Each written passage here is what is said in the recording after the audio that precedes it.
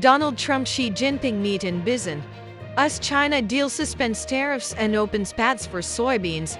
Tech cooperation. The US and China have agreed to suspend retaliatory tariffs across a wide range of goods and to bolster agricultural and tech trade. China will purchase significant amounts of US soybeans and relax export controls on rare earths and technology.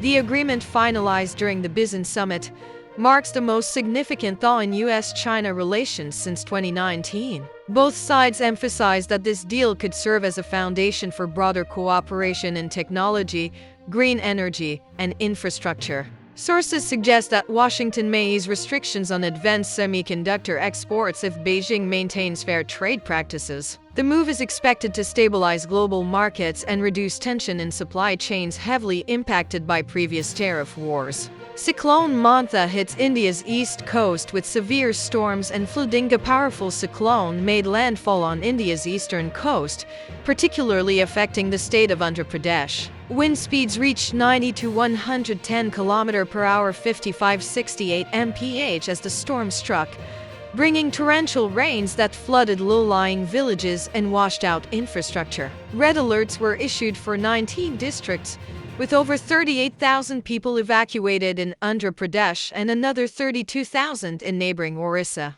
Schools and colleges were closed. Trains and flights were delayed or cancelled. Officials estimate damage in the hundreds of millions of dollars, and the agricultural sector suffered heavily, with standing crops across more than 112,000 hectares destroyed. Rescue teams are operating around the clock, while meteorologists warn that further heavy rainfall and possible storm surge may exacerbate the situation. Philippines struck by 7.4 magnitude earthquake triggering tsunami alert. A major earthquake with a magnitude of approximately 7.4 struck off the coast of Davao Oriental in the southern Philippines, followed hours later by another strong tremor of magnitude about 6.8. The event led to at least 7 fatalities and hundreds of injuries. Buildings, bridges, and infrastructure suffered damage. Schools were evacuated, and a tsunami warning was issued for several coastal provinces, prompting large-scale evacuations. Although the warning was later lifted after no major tsunami waves materialized,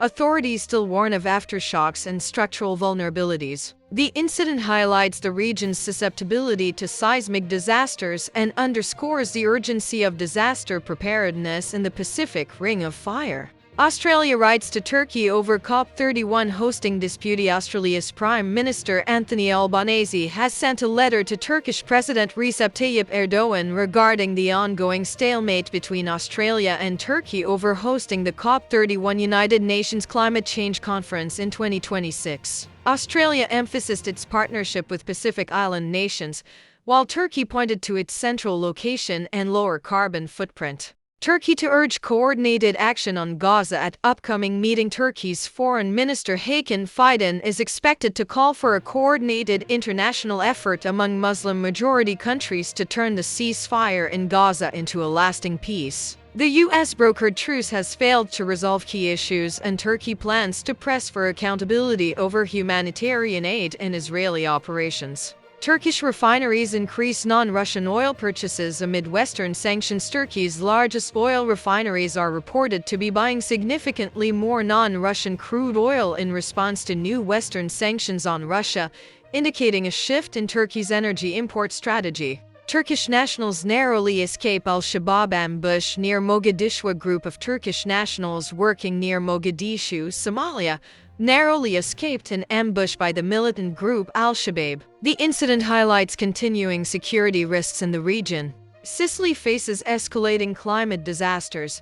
From wildfires to severe drought, the island has surpassed 2°C warming in some regions, showing wildfires, heat waves up to 48.8°C, rising sea levels, and overwhelmed infrastructure, a stark example of how climate change is accelerating natural disaster risks in Europe.